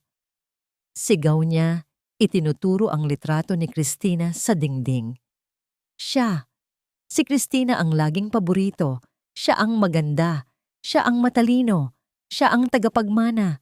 At ako? Ako ang anino. Ang pangalawa. Ang tita Isabel lang. Kahit noong namatay na siya, ang anino pa rin niya ang naghahari sa mansyon na ito. Pagpapatuloy niya, ang luha ay tumutulo na sa kanyang mga pisngi. Hindi luha ng pagsisisi, kundi luha ng inggit na kinimkim sa loob ng maraming taon. At nang dumating ang batang ito, sabi niya, idinuro ang daliri kay Angelo. Nakita ko na naman siya. Ang mga mata ni Cristina, ang nangiti ni Cristina, ang paalala na kahit kailan, hinding-hindi ako magiging sapat para sa'yo. Sa kanyang pagwawala, sa kanyang pag-amin na puno ng puot, hindi niya namalayan na ang pinto ng boardroom ay dahan-dahang bumukas. Lahat ng sinabi niyo ay nai-record. Ginang de Villa, sabi ng isang lalaking naka-uniforme. Pumasok ang mga pulis. Natigilan si Isabel. Tumingin siya sa mga pulis, pagkatapos ay kay Don Gregorio, at sa huli, kay Angelo. Ang kanyang galit ay napalitan ng purong takot. Hindi niyo pwedeng gawin to. Sa akin. Isang de Villa ako. Ang batas ay para sa lahat, Isabel, sabi ni Attorney Jimenez. Habang papalapit ang mga pulis para pusasan siya, nagwala si Isabel. Sinubukan niyang tumakbo, ngunit nahawakan siya. Si Ricardo naman ay hindi na kumibo. Tila tinanggap na ang kanyang kapalaran. Kasalanan mo to, sigaw ni Isabel kay Angelo. Habang kinakaladkad siya palabas. Sinira mo ang lahat. Sinira mo ang pamilya natin. Huminto si Angelo sa kanyang harapan. Tumingin siya sa mga mata ng kanyang tiyahin. Hindi na may galit, kundi may isang bagay na mas malalim. Awa. Hindi, tita. Mahinahon niyang sagot. Hindi ko po sinira. Matagal na po itong sira. Ang ginagawa ko lang po ay ibinabalik ang mga bagay sa tama. Ibinabalik ko lang ang nararapat. Dinala na ng mga pulis si Isabel at Ricardo. Ang kanilang mga sigaw ay unti-unting humina habang papalayo sila sa pasilyo, hanggang sa ang tanging natira na lang ay isang nakakabinging katahimikan. Ang mga miyembro ng board ay isa-isang lumapit kay Don Gregorio at Angelo. Nag-aalok ng kanilang suporta at paghingi ng tawad sa kanilang pagdududa. Nang silang dalawa na lang ng kanyang lolo at si Attorney Jimenez ang natira, dahan-dahang naupo si Don Gregorio. Tila ngayon lang naramdaman ang bigat ng lahat ng nangyari. Tapos na, bulong niya. Lumapit si Angelo at hinawakan ang kamay ng kanyang lolo. Hindi pa po, lolo, sabi niya. Ngayon pa lang po tayo magsisimula. Tumingin si Don Gregorio sa kanyang apo. Nakita niya rito hindi lang ang kanyang anak na si Cristina, kundi isang bagong pag-asa. Isang binatang dumaan sa apoy ngunit hindi nasunog. Sa halip ay naging mas matibay pa. Isang tunay na Devilla hindi sa dugo, kundi sa puso. Lumipas ang ilang buwan. Ang dating malamig at tensyonadong mansyon ng mga Devilla ay unti-unting napuno ng init at buhay. Ang mga halakhak nina Miguel at Sofia ay umalingaw-ngaw sa mga pasilyo na dati binabalot ng katahimikan ng kalungkutan. Isang hapon, habang papalubog ang araw, magkasamang naglalakad sa malawak na hardin si Angelo at si Don Gregorio. Mas malakas na ang matanda. Ang tungkod na dati kailangan niya sa bawat hakbang ay ngayon ay nagsisilbi na lang na gabay. Tingnan mo ang mga bulaklak na yan. Apo, sabi ni Don Gregorio, itinuturo ang mga pulang rosas na namumukadkad. Noong wala ka pa, lahat ng yan ay halos mamatay na. Tila nawalan din sila ng pag-asa. Ngayon, buhay na buhay sila ulit. Ngumiti si Angelo. Marahil po ay dahil mas madalas na silang nadidiligan ng tawa nina Miguel at Sofia. Tumawa ang matanda. Isang tunay na tawa na matagal nang hindi naririnig mula sa kanya. Huminto sila sa paglalakad at umupo sa isang bench na nakaharap sa hardin. Kung nakikita ka lang ng iyong ina, Angelo, napaka-proud niya sigurado sa'yo. Sana nga po, Lolo, sagot ni Angelo. Pero lahat po ng ito ay dahil sa inyo, sa tiwala na ibinigay ninyo sa akin. Hindi, Apo, sabi ni Don Gregorio, hinawakan ng kamay ng binata. Ako ang dapat magpasalamat. Ipinakita mo sa akin kung ano ang tunay na pamana, hindi ang mga numero sa bangko o ang taas ng mga gusali, kundi ang tibay ng puso at ang kadalisayan ng kalooban. Iyan ang pamana na iiwan natin. Kinabukasan, sa isang malawak na lote sa Quiapo, hindi kalayuan sa tulay kung saan dati silang nakatira, maraming tao ang nagtipon, mga negosyante, mga politiko, at mga ordinaryong mamamayan. Sa gitna, isang malaking banner ang nakasabit. Groundbreaking Ceremony of the Cristina de Villarreyes Center for Children. Ito ang unang malaking proyekto ni Angelo bilang bagong pinuno ng De Villa Holdings, isang sentro na magbibigay ng kanlungan, pagkain at edukasyon sa mga batang lansangan. Tumayo si Angelo sa entablado para magbigay ng kanyang talumpati. Wala na ang kaba ng binatang unang tumapak sa boardroom. Ang nasa harap nila ngayon ay isang leader. Magandang hapon po sa inyong lahat. Simula niya. Hindi po lingid sa kaalaman ng marami sa inyo kung saan ako nanggaling. Dito lang po sa kabilang kalsada, sa ilalim ng tulay, doon po ako natutong mangarap. Doon ko rin po natutunang matakot na baka ang mga pangarap na yon ay manatiling pangarap na lang. Tumingin siya sa mga bata na nakaupo sa harap. Ang sentrong itatayo po natin dito ay hindi lang isang gusali. Isa po itong pangako. Isang pangako sa bawat bata na naririto na anuman ang kanilang pinanggalingan, may karapatan silang magkaroon ng ligtas na tulugan, masarap na pagkain at dekalidad na edukasyon. Ito po ang magiging tahanan ng kanilang mga pangarap. Ipinangalan po namin ito sa aking ina, si Cristina. Pagpapatuloy niya, ang boses ay bahagyang nanginig sa emosyon. Dahil itinuro niya sa akin na ang pinakamalaking kasalanan ay ang magkaroon ng kakayahang tumulong, ngunit piniling huwag gawin ito. Ngayon, sa pamamagitan ng sentrong ito, ang kanyang legacy ng pagmamahal at pag-asa ay magpapatuloy. Pagkatapos ng seremonya, isang lugar pa ang pinuntahan ni Angelo, isang lugar na malamig at walang kulay, ang bilangguan. Sa visiting area, sa likod ng isang makapal na salamin, nakaupo si Isabel. Wala na ang kanyang mga mamahaling damit at alahas. Ang dating mapagmataas niyang muka ay napalitan ng pait. Hindi pa rin niya matanggap ang kanyang pagkatalo. Anong ginagawa mo dito? Malamig niyang tanong. Gusto mo bang ipagmalaki ang tagumpay mo?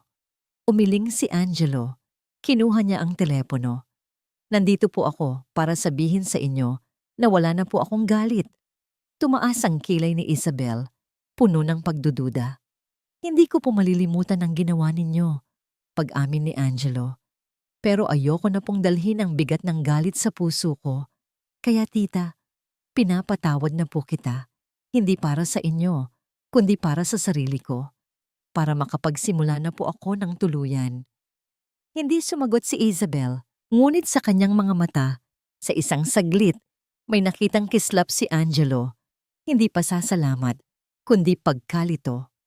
Marahil, iyon ang unang pagkakataon sa loob ng maraming taon na may nagbigay sa kanya ng isang bagay na hindi niya inaasahan. Kapatawaran. Tumayo na si Angelo at tumalikod. Tapos na ang kabanatang yon ng kanyang buhay. Ang araw ay muling papalubog. Sa hardin ng mansyon, naghahabulan sina Miguel at Sofia. Mula sa kinauupuan niya sa ilalim ng isang malaking puno ng mangga, pinapanood sila ni Angelo. Umupo sa tabi niya si Sofia, humihingal. Kuya, tingnan mo ang sunset. Ang ganda. Tumingin si Angelo sa dapit hapon. Ang langit ay pinintahan ng kulay kahel, rosas at lila. Isang payapang pagtatapos sa isang magulong araw. Ngumiti siya. Isang tunay at payapang ang ngiti. Nahanap na niya ang kanyang pamilya. Nahanap na niya ang kanyang tahanan. Ngunit alam niya, sa kaibuturan ng kanyang puso, na ang kanyang paglalakbay ay ngayon pa lang nagsisimula. Ang pagiging isang mabuting kuya, isang mapagmahal na apo, at isang leader na may puso para sa mga mahihirap, iyon ang tunay na pamana na araw-araw niyang bubuuin.